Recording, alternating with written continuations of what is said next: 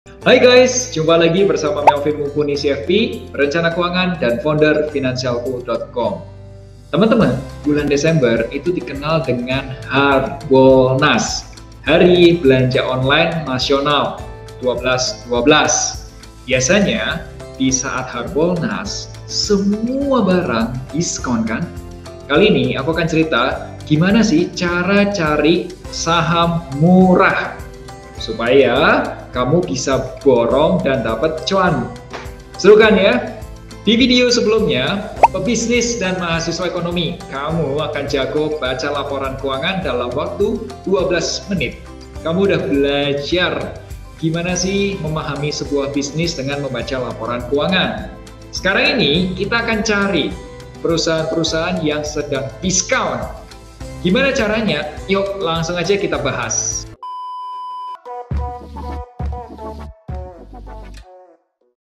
Teman-teman, supaya kamu bisa ngikutin cerita di video kali ini, aku saranin sambil buka aplikasi RTI. Download dulu tuh kalau kamu belum ada. Teman-teman, supaya lebih gampang bayangin bisnisnya, kita bicara bisnis dagang rumah. Kita pakai aja contohnya Pakuwon Jati atau disingkat PWON atau orang-orang bilang Pewon. Itu loh perusahaan yang punya mall-mall seperti Tunjungan Plaza di Surabaya, Kota Kasablanka di Jakarta, dan banyak lainnya. Bisnis Pakuwon Jati itu ada yang jualan properti dan ada juga yang sewain properti. Sekarang kita lihat beberapa angka di RTI. Apakah Pakuwon Jati atau Pewon itu masih murah? Berikut ini tampilan dari Pewon. Sekarang ini harganya diperdagangkan pada harga 545 per lembarnya. Kalau kamu mau beli 100% saham Pakuwon, maka kamu perlu siapin uang sebesar 26,25 triliun rupiah. Apakah Pakuwon termasuk murah di harga 545 rupiah per lembarnya? Yuk kita coba analisa dengan pendekatan yang sederhana. Cara untuk menghitung nilai saham itu kita sebut valuasi atau dalam bahasa Inggris disebut stock valuation. Valuasi saham itu ceritanya adalah patokan bersama untuk mengetahui berapa sih nilai wajar sebuah perusahaan. Contoh, berapa harga segelas kopi?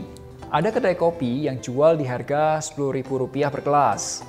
Ada juga yang Rp15.000 per gelas, Rp20.000 per gelas, bahkan ada yang jual kopi itu Rp30.000 per gelas. Kedai kopi lokal di depan kantor Finansialku itu jual kopi hitam seharga Rp10.000 per gelas. Kita sih merasanya ya wajar aja ya, nggak murah ya nggak mahal, normal aja. Kalau Starbucks jual kopi hitam seharga Rp10.000 per gelas, maka kita akan bilang murah. Kenapa murah?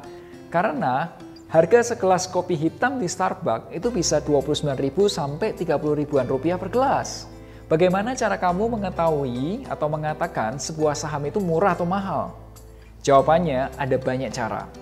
Ada yang namanya dividen constant growth, ada yang namanya discounted free cash flow, ada juga yang EV per EBITDA, dan masih banyak lainnya. Kali ini aku akan cerita yang gampang-gampang aja, supaya kamu yang baru mulai investasi saham bisa mulai coba. So guys, coba lihat gambar berikut ini. Kita akan bahas bagian valuation, yaitu 1. Dividend yield, 2. Price earning ratio atau PER, ketiga price sales ratio, keempat price book value ratio atau PBVR, dan yang terakhir price cash flow ratio atau PCFR. Kita mulai satu-satu. Pertama, dividend yield. Kamu masih ingat video pertamaku yang bahas mengenai saham? Ini loh judulnya. Jarang orang tahu, gini loh cara mulai investasi saham mulai dari nol. Dividend yield adalah perbandingan antara dividen yang dibagi dengan harga sahamnya. Misal saham Pakuwon itu membagi dividen Rp7 per saham. Sedangkan harga saham sekarang adalah Rp545. Maka dividen yieldnya adalah 7 dibagi 545 atau 1,28%. Perusahaan dikatakan memiliki dividen yield yang besar jika nilainya lebih dari 5%. Kedua, price earning ratio atau PER. Sebagai seorang investor atau pemilik bisnis, kita juga penasaran kan, berapa sih penghasilan yang didapat dari setiap lembar saham yang kita miliki? Dalam bahasa finance, kita kenal istilahnya earning per share. Semakin tinggi EPS, maka semakin bagus. Kenapa? Karena setiap lembar saham yang kita punya itu bisa menghasilkan keuntungan atau laba yang lebih besar. Contoh, dalam kasus Pewon, nilai EPS-nya adalah 17. Artinya, setiap lembar saham yang kita punya itu bisa menghasilkan laba bersih atau keuntungan sebesar Rp17. Pertanyaannya, berapa harga yang harus kita bayar untuk bisa mendapatkan sebuah perusahaan yang bisa menghasilkan keuntungan per sahamnya Rp17? Itulah yang namanya price earning ratio atau disingkatnya PER atau PE ratio, yaitu harga per lembar saham dibagi dengan earning per share. Misal saham Pakuwon harganya Rp545, sedangkan earning per share-nya adalah Rp17. Maka price earning ratio-nya adalah 545 dibagi 17 sama dengan 32,05%. Coba kita lihat datanya di RTI, yaitu price earning ratio atau PER.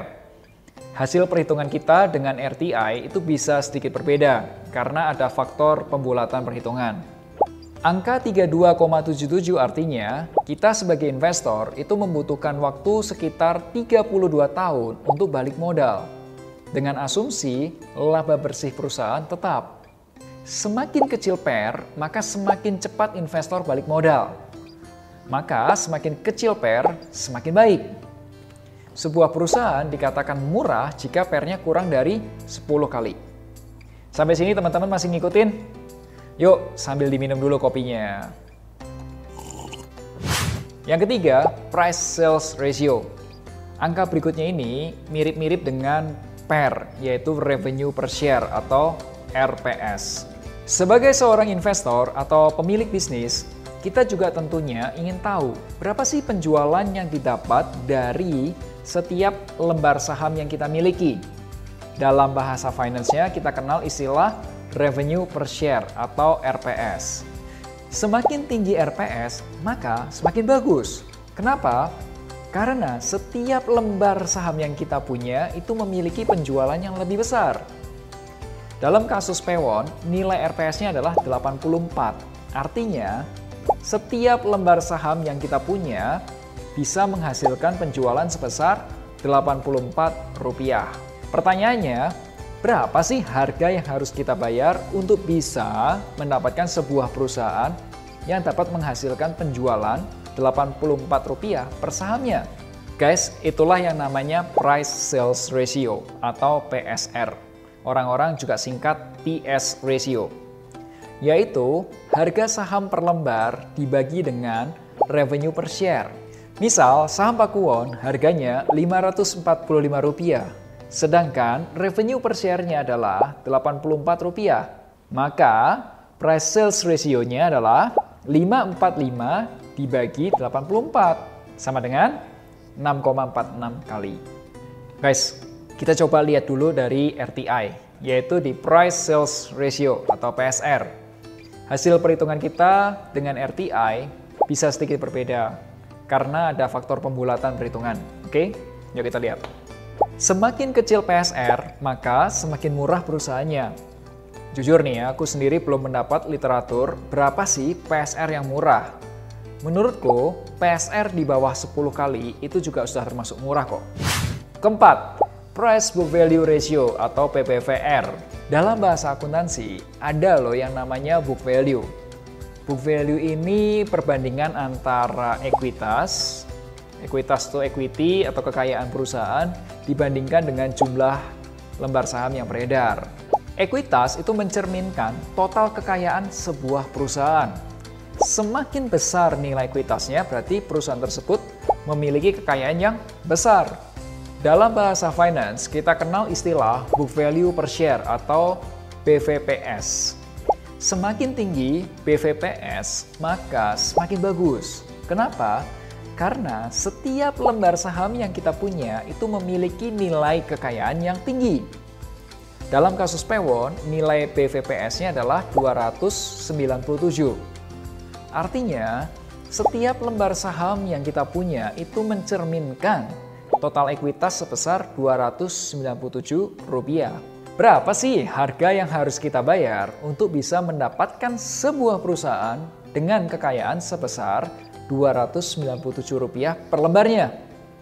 Teman-teman, itulah yang namanya Price Book Value Ratio atau PBVR, yaitu harga per lembar saham dibagi dengan book value per share. Misal, saham Pakuwon harganya Rp545, sedangkan book value per share-nya adalah Rp297. Maka price to book value ratio-nya adalah 545 dibagi 297 atau 1,83 kali. Coba kita lihat datanya di RTI, yaitu price book value ratio PBVR. Angka 1,83 kali artinya harga saham Pewon itu lebih tinggi 1,83 kali daripada kekayaannya. Jika PBVR sama dengan 1, maka harga sekarang itu nilainya sama dengan nilai book value-nya. Boleh dibilang sahamnya diperdagangkan pada harga fair price. Jika PBVR kurang dari 1, maka harga sekarang nilainya lebih kecil daripada book value-nya. Artinya saham diperdagangkan pada harga discount atau undervalue. Jika PBVR-nya lebih dari 1, maka harga sekarang ini lebih besar nilainya daripada book value. Artinya saham itu diperdagangkan pada harga yang mahal atau overvalue. Jadi kesimpulannya, semakin kecil PBVR, semakin baik atau semakin murah. Sebuah perusahaan dikatakan murah jika PBVR-nya kurang dari 1 kali.